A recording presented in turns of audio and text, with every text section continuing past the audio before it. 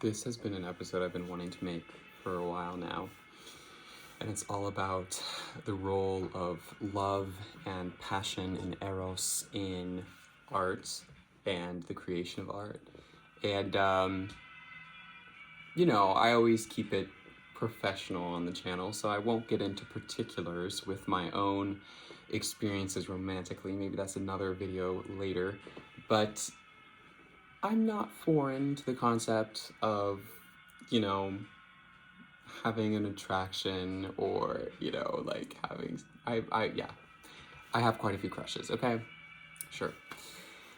But there's something really romanticized about making art for or of, a romantic attraction, not in a creepy way, but in a deeply human way, I think we can all relate to, well, maybe not all of us can. Most of us can relate to maybe inserting our romantic interest into a work of literature or a painting or, maybe like a piece of music or something. And I think that's really special. I think romance is such an integral part of the human experience. If you feel like you're called to be a romantic person, romance and love isn't for everyone.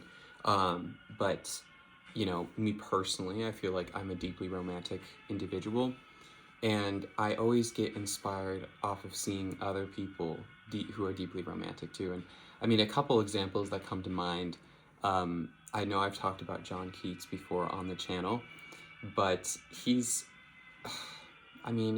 life is both deeply tragic and, wonderful in the sense that he lived so much in I think he was 26 when he passed away. But one thing that I want to talk about in particular with John Keats is he had a love of his life, but he never married her because he felt like it would be a discredit to her to marry her, since he knew that he was going to pass away young. He had tuberculosis and he knew he was going to die, which is just so sad. And he wrote many poems about, a love that could have been. I highly recommend looking them up on a rainy day because they're just heartbreaking, And Shakespeare is another. I mean, I don't know how many times I've read Romeo and Juliet, that whole play is just incredible, and it's a timeless story. And then also like Dante with his Paradise and Inferno, and his whole cycle of weird heavenly and hellish stuff. But the interesting thing about that is, of course, Beatrice, his insert of his childhood crush into the narrative. And she plays a crucial role in Dante's, I guess you'd call it his touring the afterlife. And so, all these authors, and there are hundreds of thousands of authors and artists and songwriters and, probably close to millions who have dedicated, their work to the love of their life. Especially like, is it the Burj Khalifa? I hope it is. It's the ginormous tomb to, this emperor's wife, that he erected, and it's just so deeply heartbreaking and beautiful at the same time. But that's like an example of architecture too.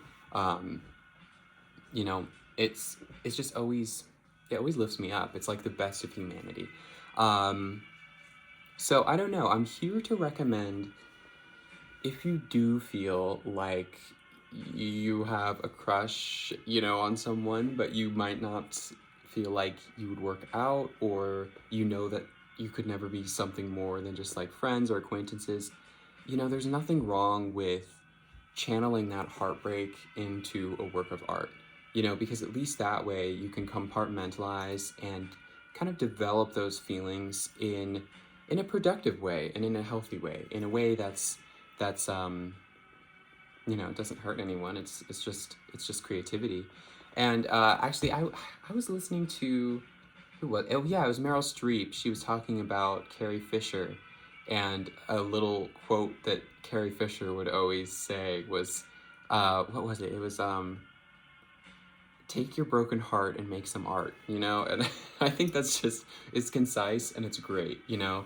Because it rhymes. That's why it's great. But no, it's, I like that idea, you know?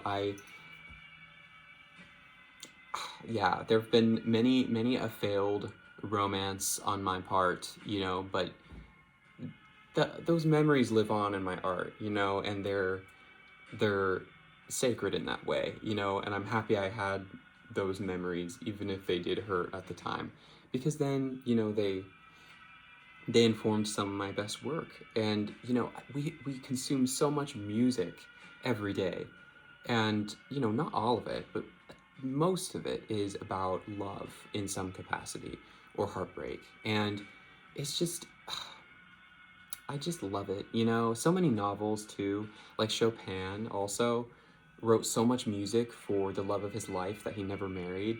And it's just, oh, so much. It's so much. I forget the artist who never painted the eyes of his clients, like of his sitters in portraiture, but he did paint the eyes of his wife, right?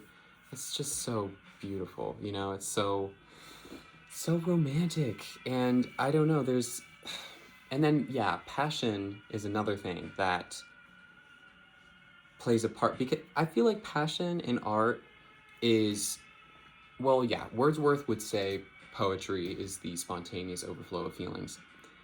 I feel like passion in art is similar, where when you're struck with an attraction or a sort of limerence, I've talked about limerence before, which I might do another video on. I love the concept of limerence, but when you are so deeply connected to someone immediately, that passion can mean expediting the process of making that art, you know? And I feel like so many artists have been overwhelmed with their emotion and with their love that they produce their work quickly, you know, and with a spontaneity that adds to the vibrance of the finished piece, right? And then yeah, passion. I think eros is basically the same thing. I'm not sure if I wanted to say anything on eros. Um, yeah, I think I'd say, you know, the Greeks kind of perfected tragedy and comedy, but also they perfected stories on love and stories on heartbreak, um, especially with like the Greek cycles of Achilles and Patroclus. One of my favorite, probably my favorite love story of all time. Oh, it just breaks my heart even thinking about it. No, but it's just so beautiful. I mean, it's like, guys, this is why I love art, you know, and I don't think romance would be half as good if we didn't have art to accompany it.